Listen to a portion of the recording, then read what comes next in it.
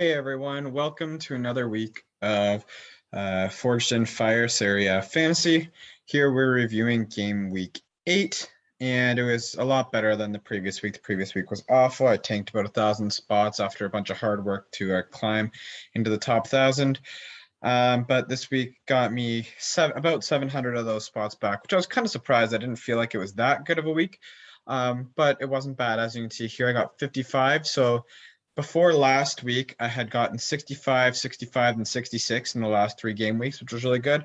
There's a little bit down from that, but it wasn't too bad. Oh, I never noticed it says game week. Oh, without penalties, so that would be the -4s. Anyway, so we're just going to take a look, see how the team did, how that score came about, some frustration, some better things. But yeah, let's take a look. So number one problem was that Zoet didn't play. Now, before it was okay because I'd have a backup keeper, but I still have Lazzarini in there. So he's obviously not subbing in. So I need to take a double check and see if the backup keeper is in fact replacing Zoet and taking that number 1 spot. If so, I will need to find a new goalie or keeper. If not, we'll see what happens with this next game. I'm going to do a little look before I make my transfer this week and see if this is the week I need a new keeper or not. But I'm going to take a look. Maybe he's just getting rest because he started literally every game so far. But I might need to, maybe I'd probably transfer out Lazzarini first and look for a new keeper that way and keep Zoet in case he does keep playing. Because at the end of the day, he's still a 4 mil goalkeeper, so might as well keep him. But I am potentially in the market for a new goalkeeper based on that. So that sucked. 0 points as far as goalkeepers went. Really unfortunate. Atalanta was doing pretty good, holding a clean sheet most of the game. Got scored on by Empoli, so Mela only takes the 2 points. Once again, no attack returns. Hasn't got one yet. If there's a week that there's not something I definitely need to address, he'll be the one out probably. For now, he's just an Atalanta defender that's kind of sticking around. So haven't been super impressed with them, but I think this week there's bigger things that I need transfers on rather than that. So he'll probably stick around this week, but we'll see. He's not really on one of my favorites right now. Mario Rui, once again, doing well. Another Napoli clean sheet. Getting the 6 points. No attacking returns this time, but 6 points will keep me happy for a defender. Molina, if I don't transfer out Zoet, Molina will probably be the one I'm looking to. Again, I'll go over this again in the preview video. This is just the review. But Molina didn't start again and therefore came on and only got the 1 point because there were no attacking returns there. So not the greatest defense for it. Normally when I say defense, I'm including the goalkeeper as well. Not great defense. Mero really doing his job as per usual, but the other one's not doing so hot. As you can see, the others on defense also got only 1 point, so it's not like I could have started a better defense. The key, I guess, was just only play 3 defense, which I did, so that's the only positive. All right, moving on to the midfield, you'll see Barella got 3 points. Unfortunately, he only got 1 point for drawing a penalty, and Barella was the one that drew the penalty that Inter Milan scored against Lazio. So they're on, and actually, did they score? I actually forgot if they scored, if that was the goal. I think it was. Yeah, it was their goal. But yeah, so Barella ends up with 3 points. So not as great as the assists and goals that he was getting previously, but still not bad. A point's a point. I'd rather have it than not. So that was Barella there. Finally, I started Paslic and he got me points. So he's getting points that I actually get recorded to my score, which is nice. Paslic got 2 assists, has been doing pretty good in the last couple of weeks. I was thinking about selling him there for a bit, but I might hold on to him because he's on a bit of a hot streak right now. So maybe I'll wait for that to pass. Now we get to Mr. Insigne again, and oh my gosh, I can't believe 2 weeks in a row he's missed a penalty. Absolutely absurd for a player of his quality to miss any penalty. Not 2 in a row, though. Back-to-back games. They trust him again to give him the spot. I guarantee he's off penalty duty now, and his value is going to drop. I don't think his value, like, he's still on a good run of fixtures right now. I don't think the drop is enough to sell him. But my goodness, once Napoli's good fixture run runs out with all that money he's worth, I think I'll be putting that into the team elsewhere. But geez, with the swing of points that is, that I think like could have me into the top. Okay, I think there's a 15-point swing here, but with just those 2 penalties alone, especially because last week that would have been multiplied by vice captaincy. I brought in Kundreva last week. As we can see, he has the one. To be honest, I'm just going to double check because this is not a game that I watched. So he got a bonus in this game. That's why he got that extra point. For 3, not great, but he's only a 6.5 mil midfielder. Seems already has a good run of fixtures coming up, so I'm not looking at selling him at all. Okay, first game. Hopefully we see some attacking returns in the weeks to come.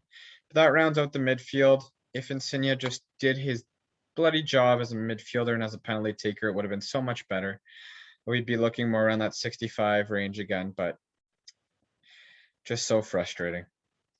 The attack is where majority of the points came. I got 31 points in attack this week. Osimhen was the highest scoring player even without captaincy, so to captain him was definitely the right choice. I think he only scored the 1 goal in the game, but he got the 3 bonus, which is why that pumped him up to 10, but captaincy doubled that up to 20. So a great return from Osimhen. Immobile got a goal as well against Inter there. Did he get bonus as well? So no, just the goal there. But yep, Immobile got a goal. That's exactly what I want, especially against tough teams like Inter, when you can get those points that sometimes you're not counting on against a team like that. But glad he's able to do that. And Leao, just to double check, got the assist. That's what I thought. So yeah, I wasn't able to watch a lot of the games. I was kind of checking to see what kind of attacking returns were coming about. The attackers made me pretty happy in that sense. They're all getting an attacking return this week. I don't see any reason to sell any of them based on some of the issues that I'm having further back in the field. Other things that are concerning me right now, Cambiasso also not starting. He's kind of followed Molina's run. Both got hot at the same time. We're cheap starting defenders, playing more of a midfield role, and now they're both not starting, but still getting subbed in, which is causing problems for me. So those are 2 people that might be looking to get transferred out at some point. I'll get more into that in the next video, probably coming tomorrow. Ravella, I missed out on another assist from him. Just not really expecting all of these good attacking returns from him. I wish I had him in there instead of Insigne. That would have bumped me up to the 60s for points. So that's it. That sucks a bit to lose out on those points, but tough to predict that. And Karsdorp, I expected, facing Juve this week. If you watch the Roma-Juve game, Roma kind of got robbed not playing advantage. The ref not playing advantage should have ended in a goal, and then they ended up missing a penalty. That would have tied the game, and Juve just takes the 1-0 win. But I did have a feeling Karsdorp wouldn't be keeping a clean sheet, which is why he had my last bench position for this game. So not surprising there. But we'll be looking to see what kind of fixtures they have for the week coming up. So let's go to a table update. We see Football 15 has an 11-point lead on second place, which is Fox. Fox at 429, only 5 points up on Sal. Sal only 2 up on Galactico FC, and Ibra 11, just 1 point behind. So that's a very tight race between, I'd say, 2nd to 5th right now. It's only a matter of 8 points between there. We got some catching up to do on Football 15, and then I'm there just afterwards, kind of starting out that next pack there, tied with Fahada FC. So a kind of a decent race near the top. In the 400s, we got a spread of 412 to 440. Not the biggest gap. It'll take probably a couple of weeks to make that up if I'm looking to come first in the league, though, for sure. So that's our little table update there. Good for everyone in the top that are moving, and some people are making bigger moves, starting from the back, though, and have more room that they're going to need to catch up on. Oh, I see one of the people from the pink table join. That's cool. And yeah, so that's table. We'll quickly take a look at the home and see what happened overall around the league. We have Barella being the most brought in player. Felipe Anderson, João Pedro had a monster week. I think scored at least 2 goals, if not more. I know Immobile and Kundreva also players being brought in. So a lot of people being bought are players that I have in my team already, which means that they'll be going up in price, which is good because I'm going to be banking some money that way, hopefully. Players going down, Magnan for Milan. A lot of goalkeeper transfers. Not a big fan. Diaz makes sense. Has COVID-19. Abraham, I guess, maybe not producing as much as he was in the early season. Per and Vlahovic. Some people might be reacting a little too quickly to those because everything goes through Vlahovic on Fiorentina. Kind of big that he didn't score against Venezia and they actually lost that game. So I kind of understand that there, but maybe that's a little bit of a overreaction potentially. And we have some more bigger names this week on the top 11. We got Osimhen, Scamacca up front, João Pedro, Kessie, Ilicic in the midfield, all relatively big names in Serie A. Di Lorenzo, Cáceres, Vasquez on defense, and then Shenzi, due to his penalty save, gets the top keeper of the week. Okay. If you're liking these videos, please hit the subscribe and like button for the video. Help keep growing the community.